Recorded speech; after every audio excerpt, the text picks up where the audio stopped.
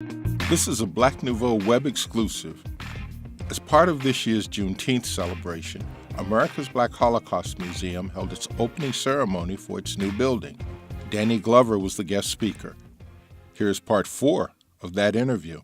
My grandfather witnessed several lynchings in Louisville, and I was wondering if I can look at when I went to the memorial for peace and justice, where they have like somewhere over 4,400, almost 4,500 known lynchings, and they're still doing it by county by county. You go county by county, find out where the lynchings are, and I'm sure the lynchings that took place here, are there as well.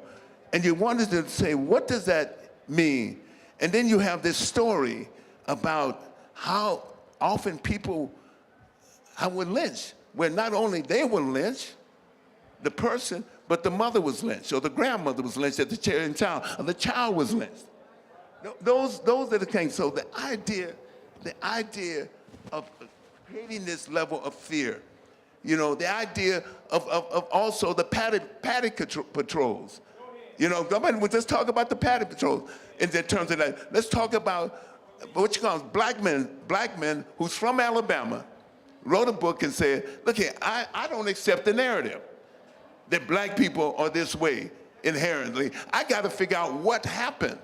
So he researches what happened after Reconstruction. And then tell me, in Black Reconstruction, Du Bois talks about what really happening, that it was black legislators who introduced public education, not only simply for black ex-slaves, but also for poor whites as well. That's the reality of it. So we got to kind of look at the lives in themselves, uncover the lives, and see how those lives, understand how those lives have affected us. The gerrymandering of districts, the redlining of districts, the brilliant study done in Baltimore about the redlining that happened in that city. All these different defined ways in which we were temporary.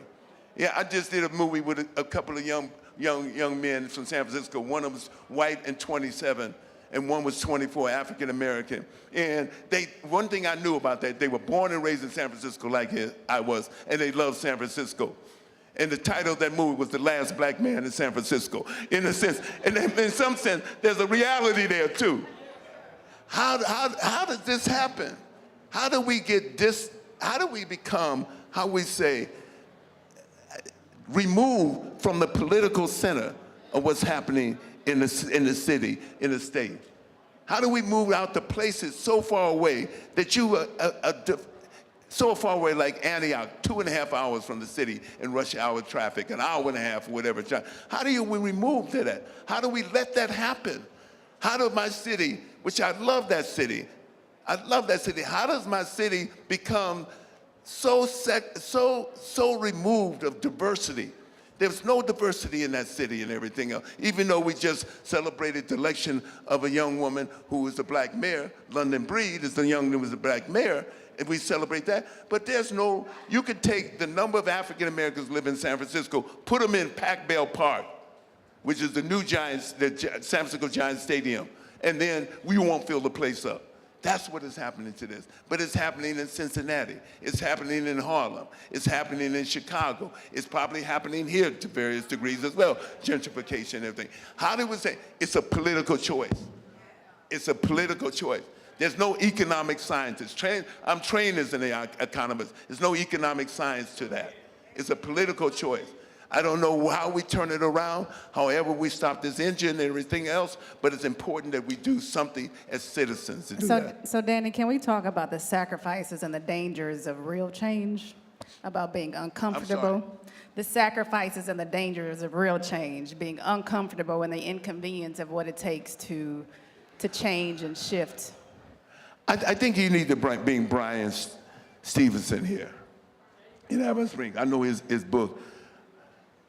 I mean, he's booked like I don't know what. Brian Stevenson, who started the Equal Justice Initiative, and Bill was a part of many, I'm sure, 100,000 people who built the Legacy Museum and the Memorial Park for Peace and Justice. Because he said something. And I was sitting with my friend, who invited Gus Newport. Now, if you know Gus Newport was the first black mayor of Berkeley, California, and probably had one of the most progressive, radical administrations in the history of Berkeley, but maybe even the history of this country in California. And Gus Newport is a black nationalist. He doesn't tell it, but the last few weeks of his life, he spent with Malcolm X. In fact, he took Betty Shabazz to the hospital when she delivered the two twins. That's Gus Newport. But Gus is also was part of an initiative in Boston called the Dudley Street Initiative. Anybody know about the Dudley Street Initiative? The Dudley Street Initiative, he ran that from 1990. In fact, I was up there in 1992, and a celebration as always, a celebration as well. But Gus and I were there, and Gus, whose grandmother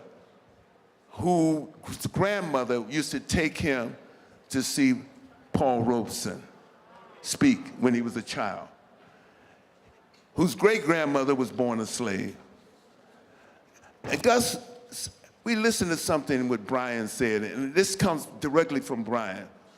Brian Stevenson talked about a death row inmate. When he got the case, he was 30 days from execution. And then within that period of time, and I'm counting this, he said that they didn't realize that death row inmate was emotionally and mentally challenged. He went to the Supreme Court, went to the state court, everybody denied the education. And he said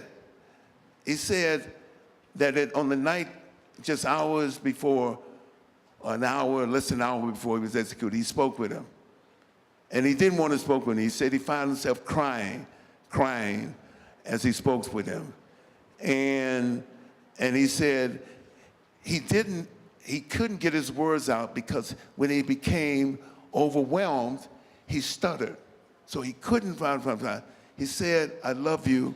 Thank you for taking my case," and everything else. They executed it. He didn't win that case.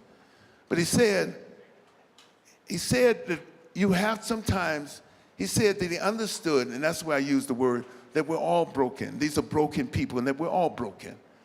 And that our process of healing is doing the work that we do. The work that we do is self-healing. It's not simply our healing. What we say, the greatest thing we can do in terms, it's always been said, is in process of healing is the process of being engaged, and the process of being citizens, and the process of being activism. That's how we heal ourselves. We heal ourselves that way. So we understand we're all broken.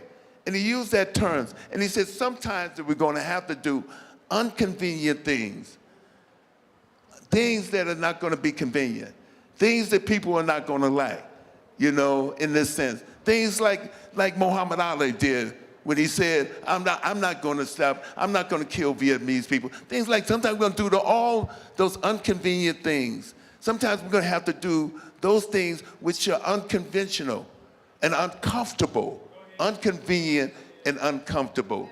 Where do we find in ourselves to do those inconvenient and uncomfortable things that we have to do? In our own healing. So the healing that goes on here, the healing that happens in this place, this healing has to be a part of what happens for the entire city, as you said, the entire state, as you said, and the entire country, as you said as well. That's what the healing has to be.